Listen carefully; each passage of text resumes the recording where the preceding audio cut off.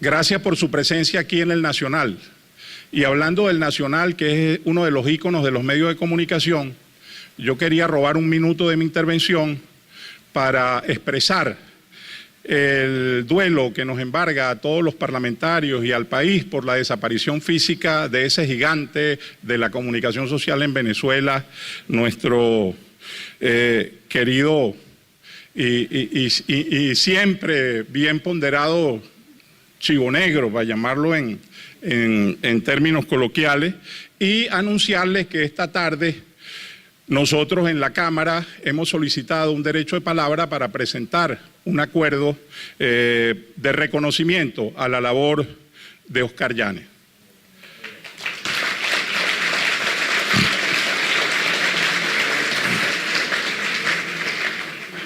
Cuando nació Venezuela, concebida como el mismo territorio que se correspondía a la Capitanía General, lo que los abogados llamamos el utis possidetis juris, su superficie era de 1.800.000 kilómetros cuadrados.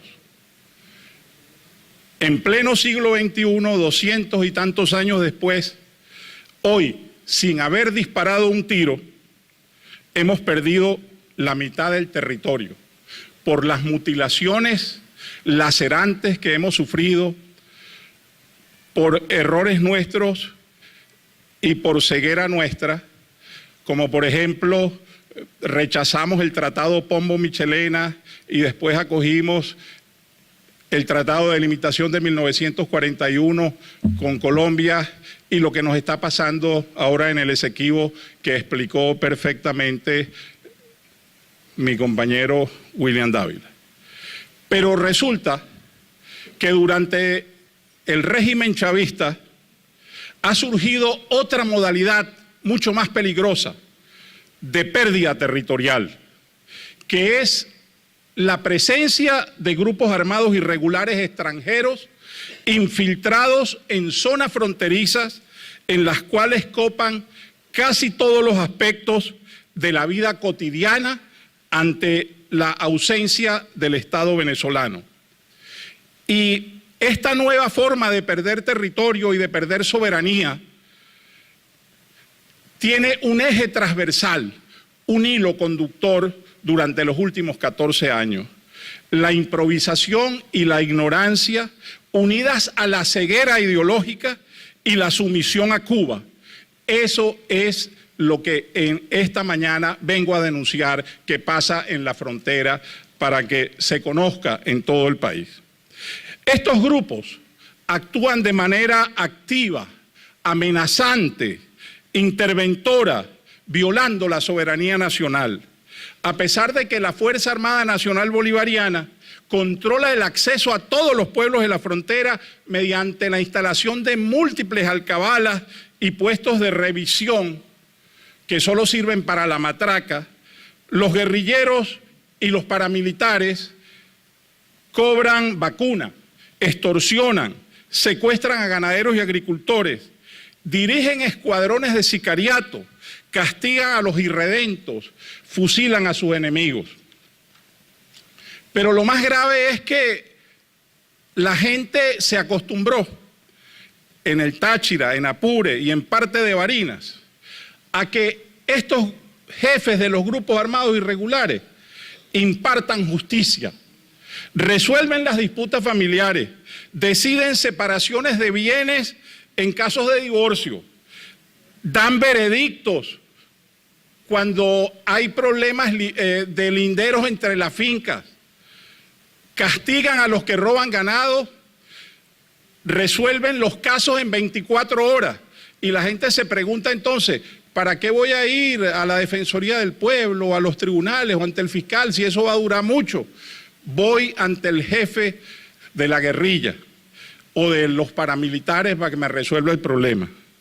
Intervienen a discreción en las escuelas públicas, convocan a su campamento a los maestros, a los directores, a los supervisores, manipulan la sociedad de padres y representantes, obligan a los contratistas a pagar comisiones, buscan votos para el chavismo, para el gobierno, en todas esas zonas, y controlan los consejos comunales. Hay vínculos entre la guerrilla y los paramilitares y altas esferas del gobierno de Venezuela y de las Fuerzas Armadas. No lo estoy inventando. El Departamento del Tesoro ha expuesto la lista de generales de alto rango que ayudaban o han ayudado a la FARC al narcotráfico,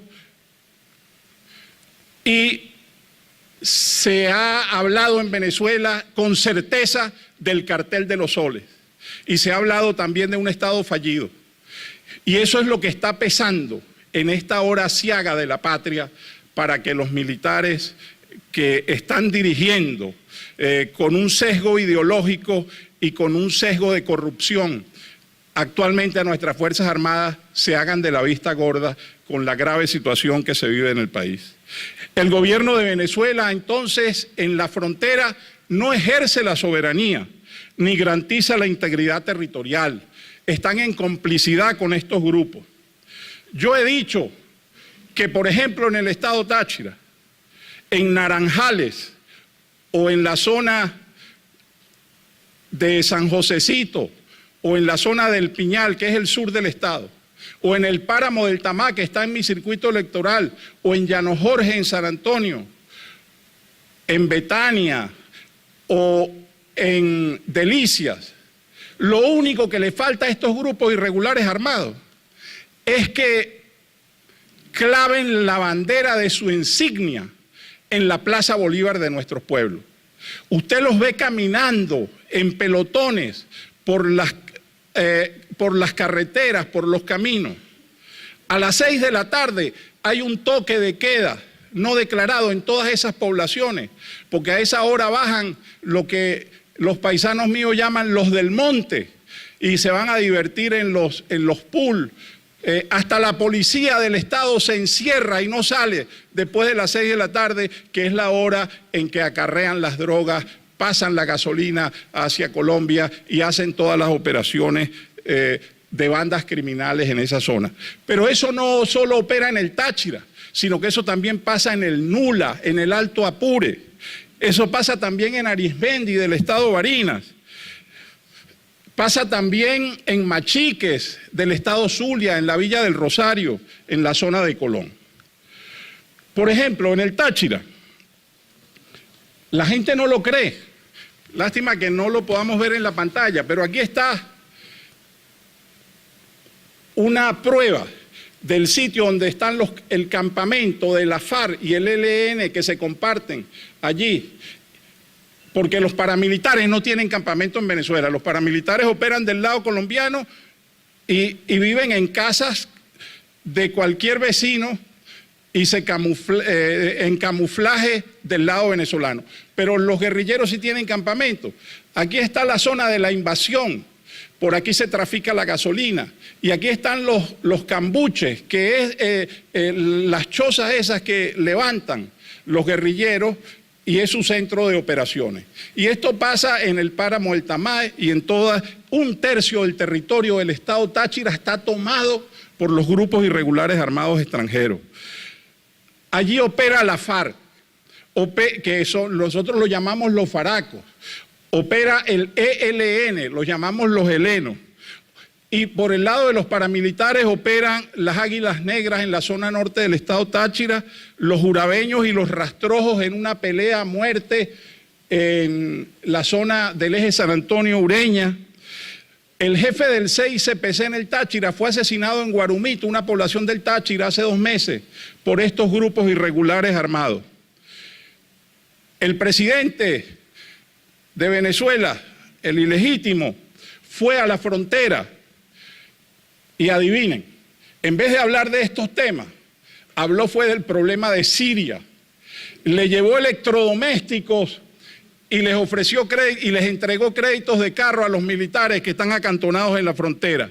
Pero ni una sola palabra dijo de los secuestros, de la vacuna, de la violencia, del sicariato, de los taxistas asesinados cada rato en nuestra zona. En el Apure, en el Nula y Guasdualito, se ha llegado al extremo de violación de la soberanía y de infiltración que el actual candidato a alcalde del Alto Apure es un comandante guerrillero del Frente Bolivariano de Liberación, que nosotros lo llamamos allá los boliches.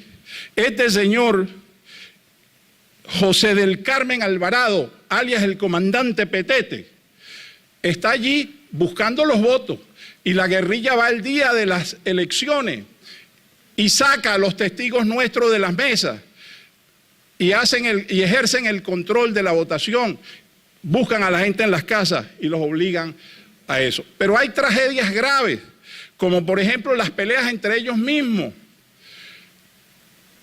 En lo que llaman Bocas de Río Viejo, en el Alto Apure, allí asesinaron al comandante Moisés, también de los boliches, por peleas internas. Ese territorio se lo dividen 3 bloques que están allí: el Frente Bolivariano de Liberación, una excisión de este bloque que es el Frente Patriótico de Liberación Nacional. Estas son guerrillas chavistas. Bueno, este país está tan mal que este es el único país del mundo donde el gobierno tiene su propia guerrilla, porque generalmente las guerrillas son para tumbar el gobierno. Aquí tienen una guerrilla que se dedica a delinquir y a hostigar. Y eso es en el área de la frontera. Aquí en Caracas tienen a los colectivos armados, que es el mismo proceso. En la zona de Barinas, en el municipio de Arismendi, opera un grupo que se llama el Frente de Liberación Nacional. Son en su mayoría colombianos. Están dirigidos por un comandante que le dicen el Mocho. Y esta gente, bueno, tiene lanchas rápidas, tienen machitos, tienen camionetas Hilux. En el propio río Guanare, que está a 1,5 cuadras de la Plaza Bolívar, en Arismendi, ese es un puerto de intercambio de drogas, de mercancía, de combustible, a la vista de nuestro ejército, de los soldados. Y allá, todos los fines de semana, esta gente hace meeting arengando a que colaboren con estos grupos. Lo mismo sucede en Machique, en Amazonas. Ha sido denunciado por el gobernador lo que está sucediendo allá. Entonces, este planteamiento que vengo a hacerles hoy es otro modo de pérdida de la territorialidad distinto a la mutilación, que es la infiltración de estos grupos con la anuencia del gobierno, con la anuencia del régimen, para sojuzgar esa parte de territorio y una ausencia total del Estado venezolano. Y el gobierno colombiano, que lo sabe, juega a que Maduro sea el mensajero para lograr la paz en La Habana.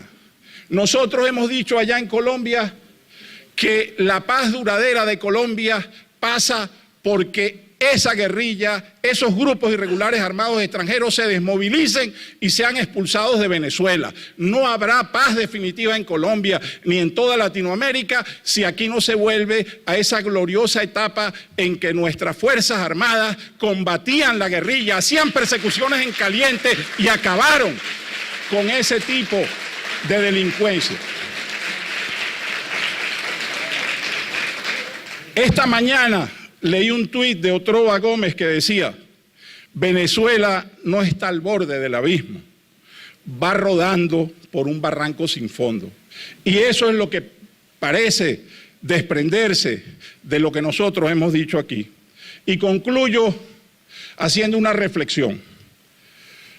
En Venezuela, estos 14 años de régimen absurdo, uno se pregunta ¿por qué tanto tiempo en el poder? Bueno, simplemente porque en Venezuela no había habido una crisis política. La Cuarta República y los partidos históricos cayeron porque hubo una crisis política en Venezuela. Pero Chávez se iba del país a viajar por el mundo, pasó los 2 últimos años de su vida en Cuba curándose la enfermedad y aquí no pasó nada. No podía pasar nada porque no había crisis política.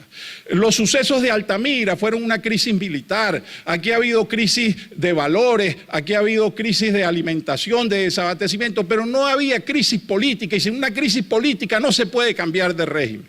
Pues bien, el 8 de diciembre de 2012, cuando Chávez anunció al país su final y dijo que si por causas sobrevenidas no regresaba, como en efecto nunca regresó, eligieran a Maduro. Allí comenzó la crisis política. Esa crisis política que se está viviendo en Venezuela es el fin de un ciclo histórico. Pero resulta que en este momento, con todo este cuadro dantesco que nosotros estamos diagnosticando y que todo el país lo vive a diario, esa crisis política se ha convertido en lo que los alemanes llaman la perturbación política mayor. Es una fase superior a la de la crisis política. Y en esa fase superior la característica de una nación es que se hace inhábil la Constitución, se hace inhábil el gobierno y se hace inhábil la oposición. Y si nosotros nos revisamos en este momento histórico en Venezuela, estamos en esa perturbación política mayor. La Constitución es inhábil porque la Constitución obliga a las Fuerzas Armadas, por ejemplo, a no dejarse despojar del territorio y a perseguir a los infiltrados en la frontera, y eso no se hace. El gobierno es inhábil porque es incapaz de resolver las tareas más elementales diarias para gobernar y estamos en este caos sumido. Y la oposición también es inhábil porque la oposición, a pesar de que obtuvo la mayoría el 14 de abril, es una mayoría política sin poder político. Y una mayoría política sin poder político no puede ser hábil para quitarse de encima un régimen como este. Entonces, aquí está definida la perturbación política mayor. Y nos corresponde entonces a nosotros asumir el liderazgo de la hora que se está viviendo. Como decimos nosotros cuando fuimos a Muay, y por eso estamos siendo imputados por la Fiscalía, en Venezuela lo peor está por pasar. Pero lo peor nosotros lo podemos convertir en lo mejor, que es quitarnos de encima a este régimen. Por eso estamos en la calle los diputados de la movida parlamentaria. Gracias.